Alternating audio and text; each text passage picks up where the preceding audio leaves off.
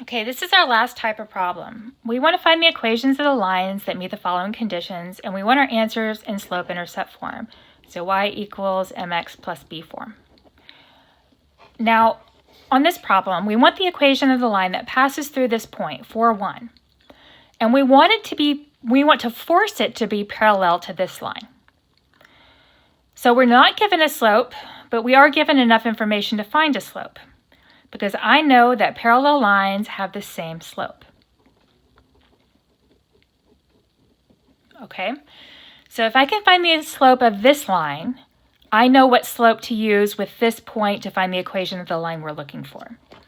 So to find the slope of this line, I need to get my y by itself, which means subtracting 2x from both sides to get 5y is equal to negative 2x plus 10. Now divide everything by a 5 to get y alone. And I get y is equal to negative 2/5 x plus 2. So this slope is the slope of this line. Since I'm asking them to be parallel, I'm going to use the same slope, m equal to negative 2/5. So all of this is kind of an aside to figure out what slope it is we're supposed to use.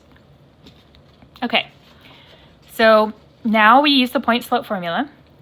Y minus y1, y minus our y1 is a 1, is equal to our slope, which is negative 2/5, times x minus x1, which is 4. Okay? Now, like I said earlier, we are going to be kind of stuck with these fractions. If you want to kill them here like we did when we were going into standard form, you may certainly do so. Let's distribute the negative 2/5. So I have y minus 1 is equal to negative 2/5 x. I know it's going to be positive because a negative times a negative, and you can use your calculator. That's going to be 4 times 2/5. I've already dealt with the signs, and that gives me 8/5. Okay.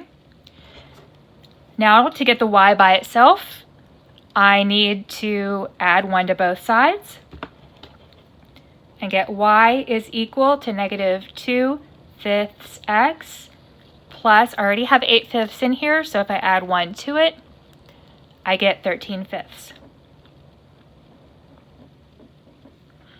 And this is the answer we are looking for. This is the equation of the line that passes through this point that is also parallel to this line. Okay, last problem. I want the equation of the line that passes through the point 2, negative 7 that is perpendicular to this line. The approach here is basically the same. The only difference is that they're perpendicular instead of parallel. So, and I know about perpendicular, the slopes have opposite signs.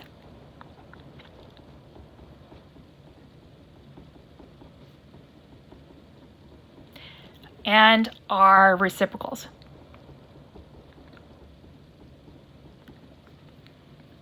Okay, so I need to find the slope of this line, so I know what slope to use with this. Since I wrote really close to the top here, I'm going to rewrite this. And I want to get my y alone, so I'm going to subtract 5x from both sides to get 2y is equal to negative 5x plus 18. Now divide everything by a 2. And I get y is equal to negative 5 halves x plus 9. So what slope am I going to use? The slope here is negative 5 halves. I want to force these to be perpendicular.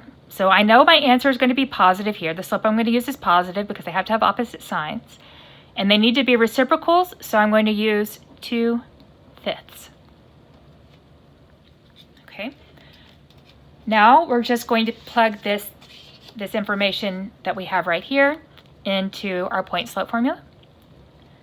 y minus y1 is negative 7, be careful with your signs, is equal to 2/5 times x minus x1, which is 2.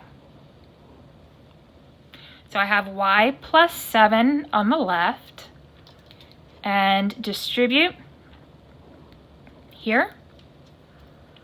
So I get 2/5 x, and then I have 2/5 times a negative 2, which is going to give me minus 4/5. Okay, now I just need to subtract 7 from both sides. So I still have negative 4/5 in my calculator, so if I subtract 7, I get negative 39/5. And that will be your answer. So that's the end of section 3.3.